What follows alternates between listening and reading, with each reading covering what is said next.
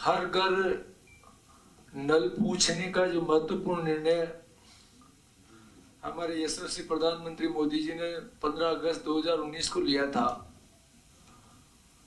और उसमें 2020 में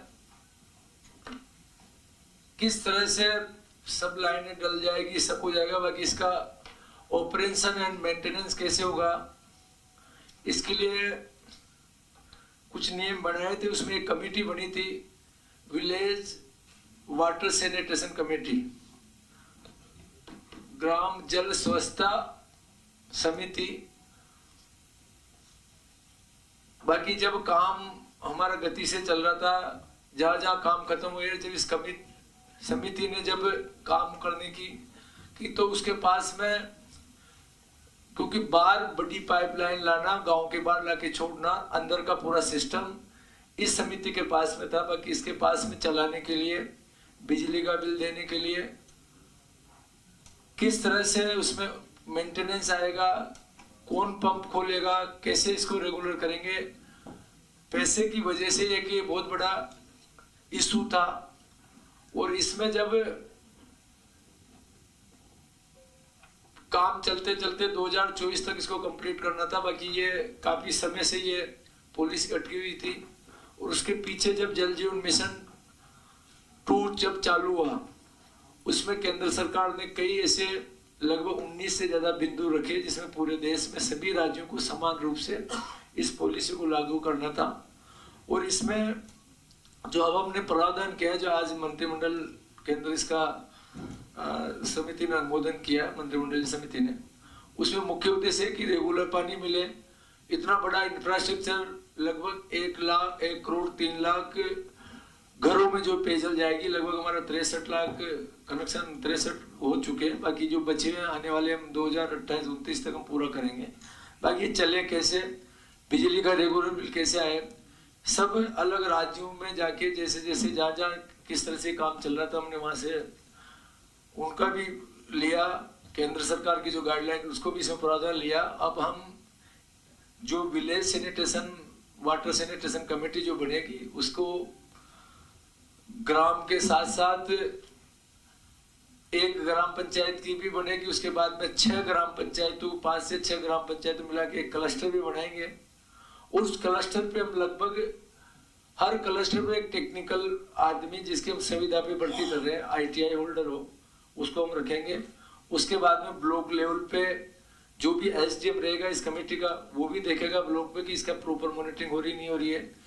फिर जिले के लेवल पे जिला कलेक्टर इसको देखेगा, और स्टेट लेवल पे CS, और इसके साथ में जो मैनेजिंग डायरेक्टर, जो सीनियर IAS होगा, वो इसकी मॉनिटरिंग करेगा। इसको संचालन कराने के लिए पैसा कहाँ से आएगा, इसके लिए काफी कुछ हमने प्रावधान किया। मेन इसमें कुछ पैसा, क्योंकि सभी स्टेट का जब अध्ययन किया तो वहां पे अगर पूरा का पूरा पैसा अगर इसको बिजली का और इसको संचालन करने का अगर दे, तो प्रति परिवार प्रति कनेक्शन 450 रुपये आता था। हमने इसमें अलग अलग किए। अगर हम स्टेट फाइनेंस कमीशन, केंद्रीय वित्त पोषण का जो भी पैसा था, उनसे अगर जो पेयजल और स्वच्छता के जो पैसे में से अगर हम लेंगे, तो अगर हम 50 रुपए भी लेंगे तो भी बाकी पैसा हम वहां से रिकवर करेंगे। ये सारा इसमें प्रावधान किया। इसके साथ साथ इसको रेगुलर चलाने के लिए हमने VV राम जी, जो एक बहुत महत्वपूर्ण ग्रामीण विकास के लिए जो घटक देश के यशस्वी प्रधानमंत्री ने दिया है, उसके अंदर हमने इसका मेंटेनेंस से लेके इसको मिस्टोल भर के इसको चलाने के लिए, और मटेरियल कंपोनेंट जो आएगा VV राम जी में, उसका भी हम इसमें पाइप का रिप्लेसमेंट लेके वो सारे प्रावधान हमने लिए। और जब ये समिति को जब ये पूरे अधिकार मिल जाएंगे, अगर कोई इलीगल कनेक्शन करता है तो समिति को अधिकार होगा कि वो पहले उसको गांव की समिति उसके ऊपर पेनल्टी लगाए। पेनल्टी से भी दोबारा वापस इलीगल कनेक्शन करता है। कि सबसे बड़ी जो दिक्कत आ रही है सिस्टम को चलाने में, कहीं ना कहीं इलीगल कनेक्शन की वजह से जो पानी हमें नाप से मिलता है, किसी भी सोर्स से हम पानी उठाते तो प्रति व्यक्ति 55 लीटर के हिसाब से लेते हुए रास्ते के अंदर कहीं ना कहीं इलीगल कनेक्शन से प्रॉपर जा नहीं पाता। जब ये समिति पूरी मॉनिटरिंग करेगी, और मेरी व्यक्तिगत राय है, कई जगह लोग चाहते हैं कि 50 रुपए भी नहीं लो, बाकी अगर हम 50 रुपए लेंगे, ये डिसीजन हम सब कमेटी के अंदर भी रखा है। बाकी मैं जब नियम बनेंगे तो मैं जिस तरह से सभी राज्यों के अंदर जो पैसा लेते हैं कहेंगे कि 50 रुपये कम से कम ले, कि उस व्यक्ति को जब पानी मिलेगा कोई दूसरा चोरी कर रहा है तो वो भी उसकी शिकायत करेगा। 50 जब एक व्यक्ति महीने के अंदर 2000 रुपये का पानी का टैंकर डलाता है तो 50 रुपये उसके लिए कोई ज्यादा महत्वपूर्ण नहीं है, जिस बाकी उसकी प्रॉपर मॉनिटरिंग होगी, उसको क्वालिटी और क्वांटिटी का पूरा पानी समय पे मिलेगा।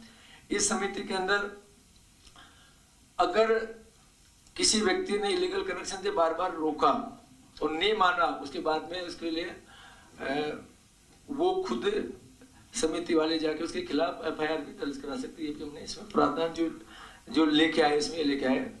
तो ये एक महत्वपूर्ण ग्रामीण पेयजल के लिए जो काफी समय से इसमें फाइनेंस विभाग से, पंचायत राज विभाग से, सभी जगह से इसको पूरा परीक्षण करने के बाद में ये समिति का अनुमोदन हुआ है। इसके बहुत जल्दी हम इसको लागू करेंगे।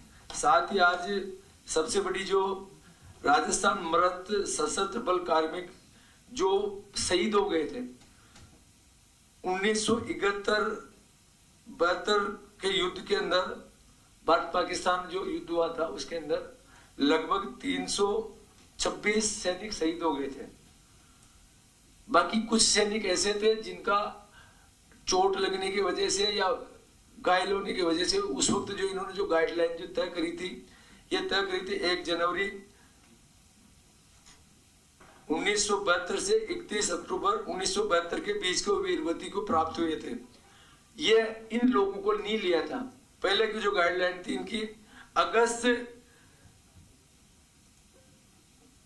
15 अगस्त 1947 से 31 अक्टूबर 1972 किया। इसमें जो पहले था 31 दिसंबर 1971 से बढ़ाकर 15 अगस्त 1947 के बीच में था। तो साल भर में जो भी उस कैजुअलिटी की वजह से जिनकी डेथ हुई थी उनको इसका बेनिफिट नहीं मिल रहा था। उसमें लगभग 35 से ज्यादा ऐसे मृत सैनिक थे, उनके परिवार को नौकरी देने का इसमें हमने प्रावधान किया। आज मंत्रिमंडल समिति ने इसका अनुमोदन किया।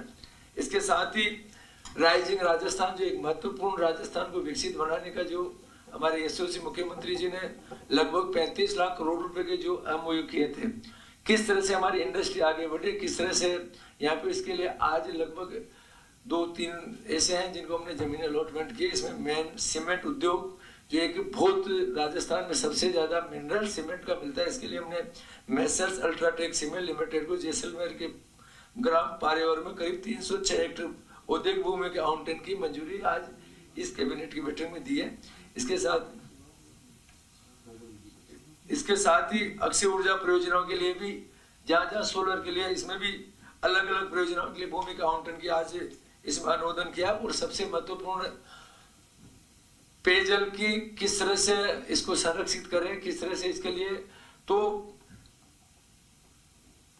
जोधपुर पेयजल तो इसका जलाशय निर्माण हुआ था पहले, तब इसके लिए जो भी जमीन थी वहां पे काश्तकारों की उसको गवर्नमेंट के नाम आवंटन कर दिया था। बाकी इनको दूसरी जगह पे जमीन नहीं दिया था। आज इस मंत्रिमंडलीय समिति में लगभग 21 गैर खातादार काश्तकार हैं जिनको दूसरी जगह जमीन देने का आज इसमें निर्णय लिया है, जिससे उनका, क्योंकि ये पानी जैसे महत्वपूर्ण के लिए उन्होंने अपनी जमीन दे दी, बाकी वो काफी समय से वो इस चीज के लिए सरकार के पास जाते थे, अपने निवेदन करते थे। बाकी आज मैं धन्यवाद देना चाहता हूँ हमारे यशस्वी मुख्यमंत्री बजरंग जी को, पूरी टीम को, कि उन्होंने आज उन काश्तकारों के हित के लिए उनको जमीन आवंटन का फैसला लिया। इसकी वजह से आने वाले समय में जितना भी पानी जो एक्स्ट्रा पानी जो आएगा उसको हम स्टोर भी कर पाएंगे। स्टोर के साथ साथ जब बारिश के पानी में जो बहुत दिक्कत आती है, इस बार जब हमने नहरबंदी की थी तो हमारे पास एस्केप चैनल का नहीं होने की वजह से हमारा नहरबंदी में बहुत तकलीफ आई थी। हमारे पास एक्स्ट्रा रिजर्वायर मिलेगा, इसके लिए भी आज हमारी समिति ने इसका अनुमोदन किया। बहुत बहुत धन्यवाद। मैं आप सभी को निवेदन करूंगा कि कोई इस विषय से संबंधित कोई प्रश्न हो।